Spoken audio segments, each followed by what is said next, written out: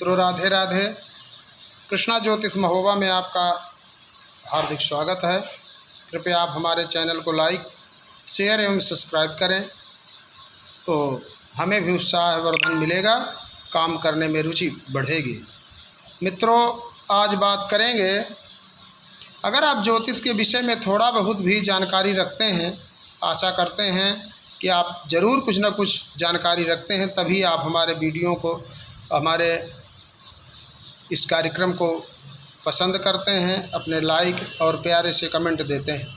आज बात करेंगे कुंडली का जो प्रथम भाव है वह आपका लग्न भाव है। 1 से लेकर 12 तक की उसमें संख्याएं लिखी होती हैं।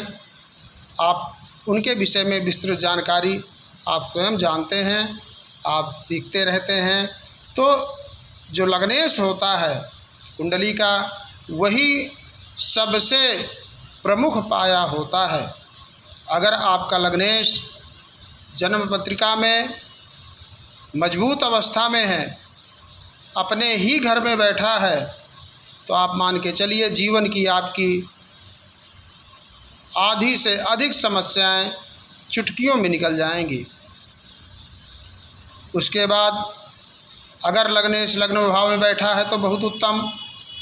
फिर दूसरी स्थिति में वह चौथे घर में, पंचम में, सप्तम में, भाग्य भाव पर यानी नवम में और दशम में और केंद्र में, इन घरों में यानी पहले, चौथे, पाँचवें, नौवें, 10वें और 11वें भाव में ही भी बैठा हुआ है लग्नेश और बली अवस्था में है, तो आपका सदैव झंडा ऊंचा रहेगा। कोई भी दिक्कत आपको जीवन में, चाहे वो रोग की हो, ऋण की हो, शत्रु की हो, धन की हो, लग्नेश अगर आपका बली है, तन बली है, आत्मा बली है, तो आप सारी समस्याओं को अकेले दम, जिस प्रकार एक नाविक अगर किसी नदी में बाढ़ आई हुई है और वह अकेले दम अपनी नाव को पार लगाने की सामर्थ्य रखता है, उसी तरह कुंडली में अगर आपका लग्नेश मजबूत है, उदाहरण के रूप में आपका मेष लग्न है और मंगल लग्न में ही विराजमान है, उसकी अवस्था बली है, तो रोचक नामक राजयोग बना के आपको सदैव आगे ही रखेगा। दूसरे नंबर में आपका लग्न मान लीजिए वृक है, वहाँ पर शुक्रदेव विराजमान हैं या केंद्र के घरों में विराजमान हैं, तो आपको भद्र नामक राजयोग बना करके वो सदैव सुखी रखेगा। तीसरे नंबर पर मिथुन राशि है, मिथुन राशि का स्वामी बुध होता है, अगर वह बुध लग्न में ही बैठ गया भद्र नामक राजयोग बना के, तो वो भी आपको सदैव अपनी आप बुद्धि के बल से आप आगे बढ़ते रहेंगे। चौथे नंबर पर चंद्रमा है, चंद्रमा की राशि कर्क है, उसमें चंद्रमा अगर विराजमान है, शुक्ल पक्ष का है, बली अवस्था में है, किसी पाप प्रभाव से नहीं है, तो आप जीवन में आगे बढ़ते रहेंगे। आपके आधी कुंडली मजबूत हो गई।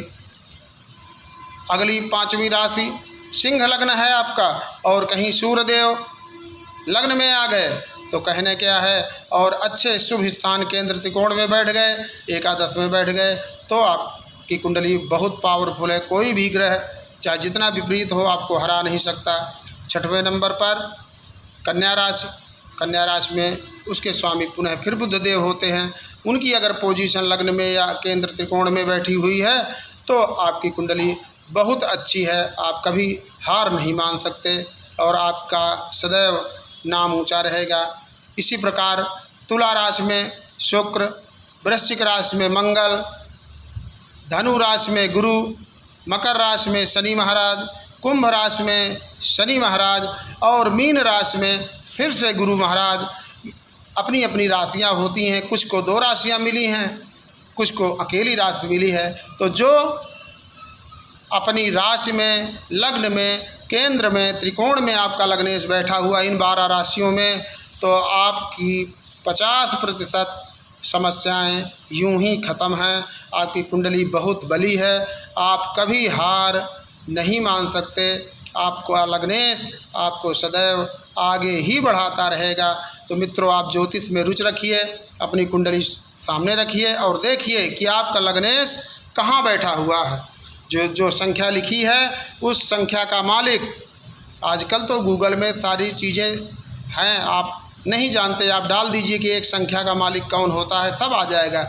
जो संख्या लिखी है उसका स्वामी अगर लग्न में, केंद्र में, त्रिकोण में, एकादश भाव में बली अवस्था में बैठा है, आप निश्चिंत हो जाइए। बड़े से बड़े तूफान जीवन के, ज़िंदगी के, बड़ी बड़ी परेशानियां, इवन भयानक से भयानक बीमारी आपको अगर हो जाए जिसमें व्यक्ति नहीं बचता, जैसे आजकल कर्क का रोग है, कैंसर का रोग है, लोग डर जाते हैं, घबरा जाते हैं। और मैं दावे के साथ कहता हूं कि जिसका लग्नेश बली अवस्था में है, पीड़ित नहीं है और लग्न में विराजमान है या केंद्र त्रिकोण के घरों में विराजमान है, उसको मौत भी समय से पहले मार नहीं सकती। वह व्यक्ति फिर से खड़ा हो जाएगा। ये मेरा दावा है और ये ग्रहों का दावा है। मेरा दावा क्या है? ग्रहों का दावा है। बस वो सत्कर्म करता रहे, उनके अनुसार अपनी क्रियाएं करता रहे, पूजन करता रहे। जो हर ग्रह अपने अपने इष्ट को मानता है, जैसे मंगल है, आप बजरंग बली का सेवक बनिए। शुक्र हैं तो शिव जी की सेवा करिए। शनि हैं तो शिव महाराज की सेवा करिए, भोलेनाथ की वो आपके रक्षक रहेंगे। धनु मीन है तो आप विष्णु भगवान की शरण में रहिए, देखिए आपका बाल बाका नहीं होगा। तो कुंडली की आधी जान आपका लग्नेश है। लग्नेश को बल देने के लिए उन्हीं देवों की, उन्हीं ईश्वर की पूजा करिए।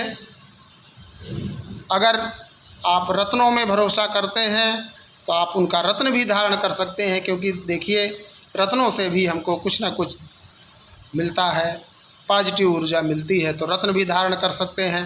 लग्न के अनुसार आप वस्त्र भी धारण कर सकते हैं, वाहन का भी चयन कर सकते हैं, आदि आदि चीज़ें हैं। अगर आपको कोई जानकारी चाहिए, आप व्हाट्सएप पर, आप निवेदन है कि व्हाट्सएप पर आप अपनी समस्या भेजिए। यथाउचित हमें जैसा समय मिलेगा हम आपकी समस्याओं को सुनेंगे, देखेंगे और हल करने की कोशिश करेंगे।